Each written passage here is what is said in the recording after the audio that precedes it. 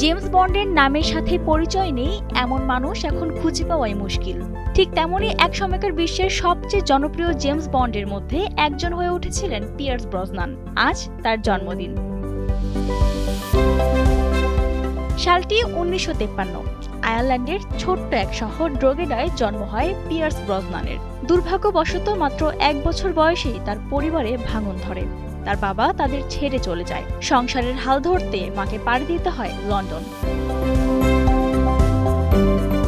শৈশবে এক প্রকার তাকে শুনতে হতো বাবাহীন ছেলে বলে। স্কুলে শতবার বুলিংয়ের শিকার হতে হয়েছে পিয়ার্সকে। সময় অনেকটা পেরিয়ে যায়। ততদিনে পিয়ার্স তার মায়ের সাথে লন্ডনে পাড়ি জমান। সেই থেকেই শুরু হয় তার জীবনের সংগ্রাম। একমাত্র স্মার্ট সিটি বসুন্ধরা, আধুনিকতায় এক ধাপ এগিয়ে। 70-এর দশকে থিয়েটার থেকে ধীরে ধীরে টেলিভিশনের সুযোগ পান পিয়ার্স। ছোট চরিত্র দিয়ে শুরু করলেও তার ব্যক্তিত্ব আর পর্দার ঝলকানো অভিনয় দ্রুতই সবার নজর কেড়ে নিয়েছিল।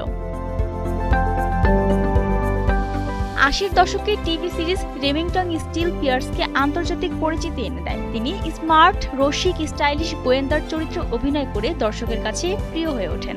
তখন থেকেই অনেকের ধারণা ছিল এই মানুষটি হয়তো একদিন জেমস বন্ডের একজন হবেন। কিন্তু রেমিংটন স্টিল সিরিজের চুক্তিগত জটিলতার কারণে সেই সুযোগ তখন হাতছাড়া হয়। শেষ পর্যন্ত বন্ড চরিত্রে নেওয়া হয় টিমোথি ডাল্টনকে। সেই ব্যর্থতা ব্রসনানকে হতাশ করেছিল, কিন্তু তিনি অপেক্ষা থামাননি। অবশেষে 1995 সালে মুক্তি পায় গোল্ডেন আই।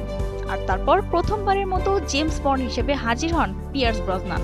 70 পেরিয়েও থেমে নেই পিয়ার্স। সাম্প্রতিক বছরগুলোতে তিনি বিভিন্ন সিরিজ ও সিনেমায় অভিনয় করছেন।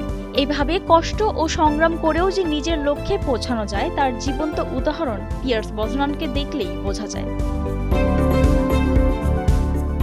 বৃষ্টিরানী দাস, কালের কণ্ঠ।